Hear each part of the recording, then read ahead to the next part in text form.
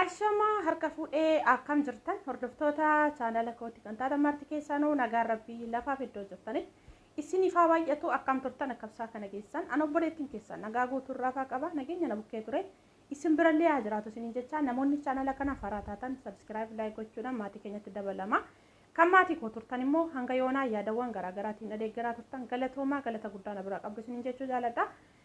Deebi'ee dhufee jira akkuma jalqaba irratti argitan kana jechuudha. Seenaa mucayyoo kana namoonni hin dubbisne hin jiru. Anillee akkuma chaansii Facebook irratti arge yeroo baay'ee barreeffama dheeraa dubbisuu baay'ee nan ofiisiisa Facebook irra gaafan galee. Haa ta'u malee jalqabuma dubbistu malee biraan darbin jedha. Gaafan dubbisu jechuudha.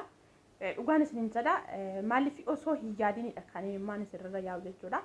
Haa ta'u malee carraan ijoollee gola namaa yookaan gola arabaa keessa jiran kuni kallattii kamiiniyyuu yoo dhufe gaarii isaa hin dhageessan jechuudha. Maaliif jennaani haa ta'u malee manni diggamuun kun turee jira keessattuu bara darbe naannawaa Finfinnee jira jechuudha. Ijoollee baay'een kan jala diggame hamma yoona kan lubbuu isaaniitti hin deebi'e yookaas immoo ofitti deebi'anii namummaa isaaniitti hin deebi'anitu jira jechuudha. Kan maraatanii wayyaa gatan baay'ee isaanii jira jechuudha. Baay'ee isaaniitti kan iddoo cabalaatti deddeebi'aa jiran jechuudha. Kanaaf iyyuu jechuudha. Haa ta'u malee immoo seenaa mucayyoo kanaa jalqabas biyya keessa gaaf jirtus mudannoo hedduu akkasuma bu'aa bahii hedduu dabarsite akkasumas immoo sababa maaliif haadha dhabuu jechuun nama dhabee yookaas immoo mudannoon akkasii sun isa mudateetu argee beeka jechuudha. Haadha ishee dhabdee haadha ishee dhabdu immoo maaliif walumaa galatti ba'aan mana keessa jiru yookaas immoo kan haadhaaf abbaan adda qooddatanii wal gargaaranii ijoollee sana guddisan gara isheetti naanna'e jechuudha. Akkasumas immoo gaafa kan abbaa ishee dhugaan isin jedha maaliif walumaa galatti baqqaane barreeffamicha dubbisee jira keessa koo jechuudha. Maaliif akkasiin beeku odoo yaadiin himmaan namarra yaa jechuudha.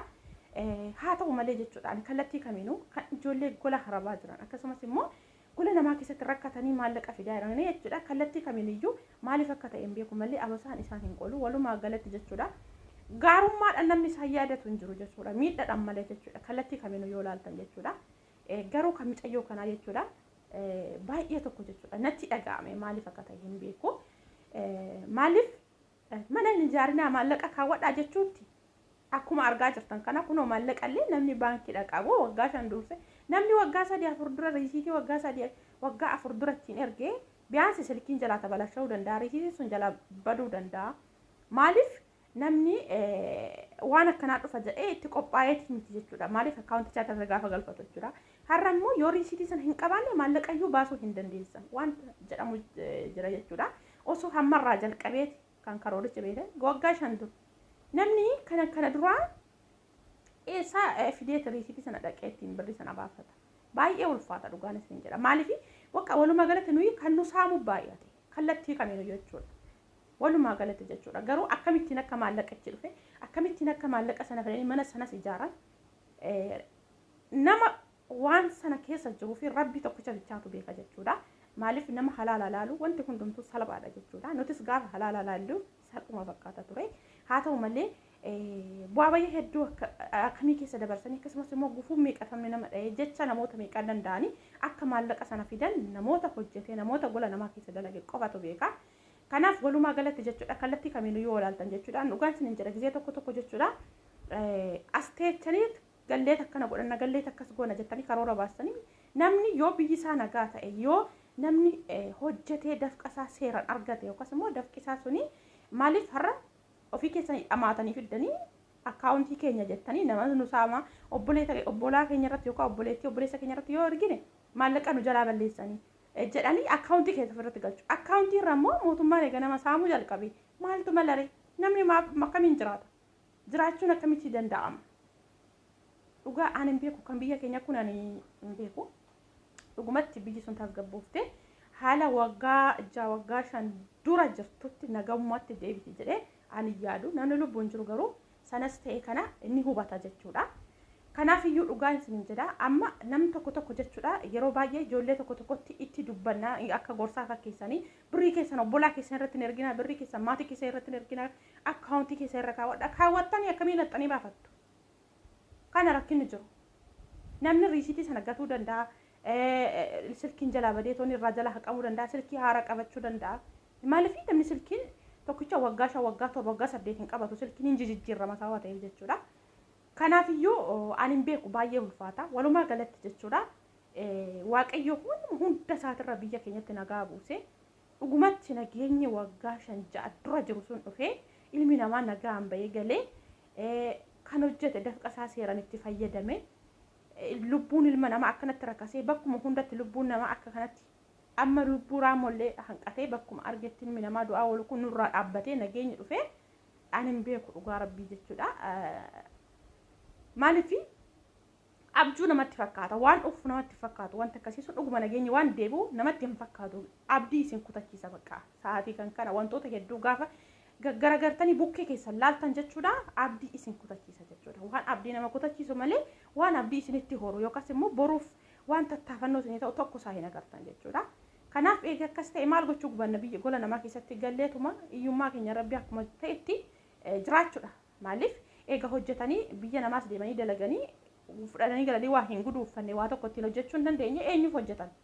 Maaliif biyya keessan keessa jiraattanii daa'um yaadawwan adda addaatirraa bilisa baatanii maaliif warri kaleessa gaafa nuyi paaspoortii baafannee biyya kana deemuudhaaf yookaas immoo biyya keenyarraa godaanuudhaaf jirru nu wajjin jalqaban sun akkasuma chaansiin dhufuu fi didee kan nu bira hafan sun yoom du'an lubbuudhaan numa jiraatu kunoo daa'um isaantu nurra uffatee bareedee maaliif nuti gadi baanee akka ilmoo namaatitti uffannee bareeduudhaaf yookaas immoo waan uffatuma gara kan keessan hawwa odoo qabdanuu jechuudha odoo uffanni shaanxaa guutee jiru akkatti itti baastanii uffattaniyyuu chaansii akkasii osoo hin argatin asuma meeqatamatu umuriin isaanii godaan akkasumas immoo lubbuu isaanii dhabanii jechuudha galleettiin kan maatii arginaa miti kan reebbi isaaniiyyuu gara biyyaa galuu hanqate meeqatu jira jechuudha kan kana gaafa laaltan abdii isin kutachiisa maatti godhaan hojjedha maal gochuu fanan isin jechisiisa jechuudha maaliif warri kaleessa biraa baane suni hamma fe'es ta'u maatii bira jiraatanii yaaddoo maatirraa bilisa ta'anii yaadawwan garaagaraa cinqatawwan garaagaraatirraa bilisa ta'anii waan nyaata'udha waan argatan nyaatanii dhuganii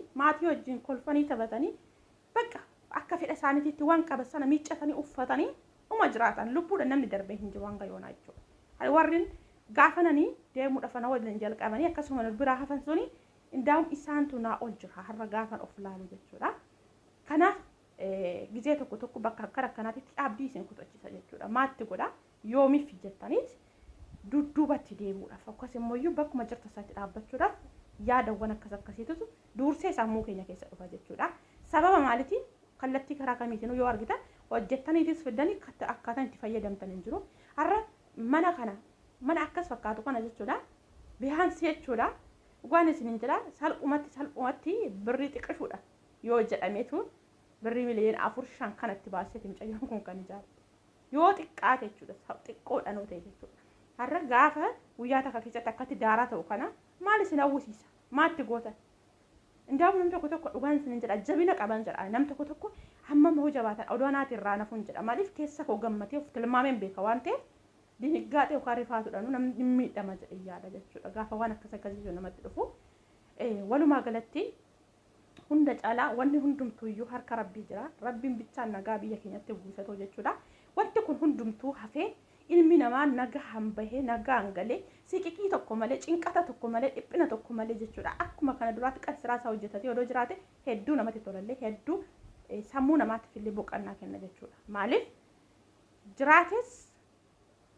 jiraachuu baates garaagarummaan isaa hin jiru sababa ta'eef jechuudha kanaaf iyyuu kadhannaa gochuudha haan hin beeku waaqayyo garuu waan hundumaaf iyyuu deebii qaba garuu immoo akka namaa hin jarjaru hin tura sana keessa immoo namni miskiinni akka kan kanatti jechuudha lubbuudhaanis ta'ee miidhamawwan garaagaraatiinis ta'ee lubbuudhaan darbuus ta'ee wantumti hafuyyuu hin jiru jechuudha haa ta'u malee hamma danda'amaa ta'etti obsa namaaf haa kennu rabbiin waan hundarra obsa qabaachuun gaariidha maaliif jennaani akkuma nama osoo nama san ta'e ani irraa nafu jedhee nama sanatti faradu kana obsa qabaachuun baay'ee guddaadha waanuma kam keessatti iyyuu ceemsa jireenya keessanii isinii ta'a iddoo jirta sana akka iddoo biraatti tarkaanfatan isin taasisa jechuudha.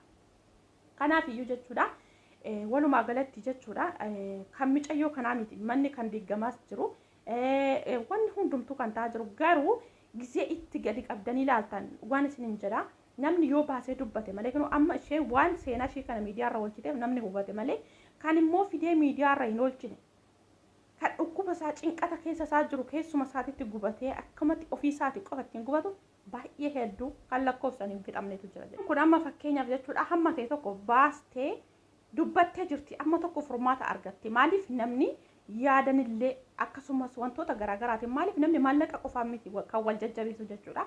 Yaadawwan adda addaa gaafa argattu lakka namni akkasiis uma jiraata miti anis maal rakkoo qaba nan jiraadha kana booda jettee jireenya ishee baruutiif hamma ta'e tokko bakka abdii kutatte kanatti abdii horatti jechuudha. Maaliif baay'een isaanii warri dhofkatanii keessatti itti miidhaman sun jechuudha. Namni yaada waliif qooduun iyyuu yaada wal deeggaruun iyyuu maallaqa caala sababa ta'eef jechuudha. Kanaaf isheen amma ta'e tokko ishee fura garuu immoo namoonni akka ishee miidhamanii cinqata sammuu qabamanii akkasumas immoo iyyuu jechuudha dhukkubawwan adda addaatiif saaxilamanii rakkataa jiran baay'ee isaaniitu jira.